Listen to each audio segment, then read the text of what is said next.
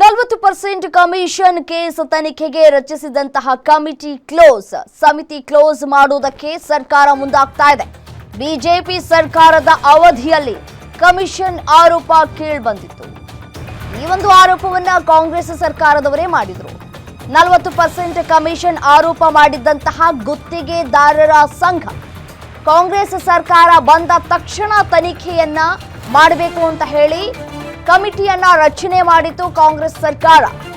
ನಾಗಮೋಹನ್ ದಾಸ್ ನೇತೃತ್ವದಲ್ಲಿ ರಚನೆ ಮಾಡಿದಂತಹ ಸರ್ಕಾರ ಕಮಿಟಿ ರಚನೆ ಮಾಡಿತು. ಕಳೆದ ವಾರ ಸಂಪುಟ ಸಭೆಯಲ್ಲಿ ಕಮಿಟಿ ಕ್ಲೋಸ್ ಮಾಡುವುದಕ್ಕೆ ಚರ್ಚೆಯನ್ನ ಮಾಡಲಾಗಿದೆ. ನಾರಾಯಣಪುರ ಡ್ಯಾಂ ಅವ್ಯವಹಾರ ಕುರಿತು ತನಿಖೆಯನ್ನ ನಡೆಸಲಾಗ್ತಾ ಇದೆ. ಮತ್ತೆ ಬಿಬಿಎಂಪಿ ಕಾಮಗಾರಿ ಅಕ್ರಮದ ಬಗ್ಗೆಯೂ ಕೂಡ ತನಿಖೆಯನ್ನ ನಡೆಸಿದ್ದಂತಹ ಈ ಒಂದು ಕಮಿಟಿ ಎರಡೂ ರಿಪೋರ್ಟ್ ರೆಡಿ ಮಾಡಿ ಕೊಟ್ಟಿದ್ದಂತಹ ನಾಗಮೋಹನ್ ದಾಸ್ ಯಾರ ಮೇಲೆ ಕ್ರಮ ಆಗಬೇಕು ಅಂತ ಹೇಳೋದಕ್ಕೆ ಅವಧಿ ವಿಸ್ತರಣೆಯನ್ನ ಕೇಳಿದ್ರು. ಕಾಲಾವಕಾಶವನ್ನ ಕೂಡ ಕೇಳಲಾಗಿತ್ತು.